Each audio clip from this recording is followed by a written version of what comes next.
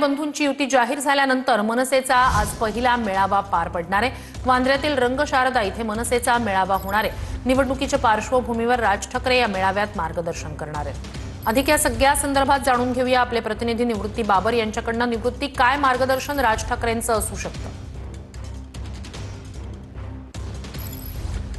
नक्कीच आपण पाहायला गेलं तर 24 तारखेला दोन्ही ठाकरे बंधूंची युतीची घोषणा झाली, परंतु अजूनपर्यंत जागांचा फॉर्म्युला काय आहे यावरती अजून शिक्कामोर्तब झालेला नाही।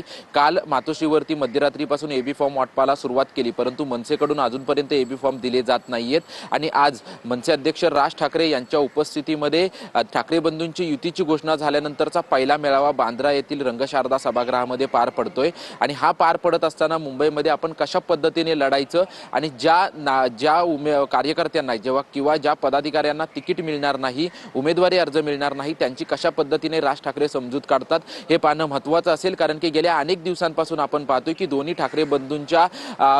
ठाकरे बंधूंमधील जो जागा वाटपांचा तिढा आहे तो तिढा विशेष करून सुटलेला नाही। त्याच्यामुळे कुठेतरी एबी फॉर्म वाटपाला जो आहे तो उशीर केला जात असल्याची माहिती मिळत होती आणि काल ठाकरेंच्या शिवसेनेकडून त्यांच्या ज्या जागा आहेत त्यांना एबी फॉर्म देण्यात आलेला आहे, परंतु मनसेकडून अजूनपर्यंत एबी फॉर्म देण्यात आलेला नाहीत। उद्याचा शेवटचा दिवस आहे, त्याच्यामुळे आजचा मेळावा झाल्यानंतर आज दुपारपासून मनसेकडून एबी फॉर्म वाटपाला सुरुवात केली जाईल अशी सूत्रांची माहिती आहे।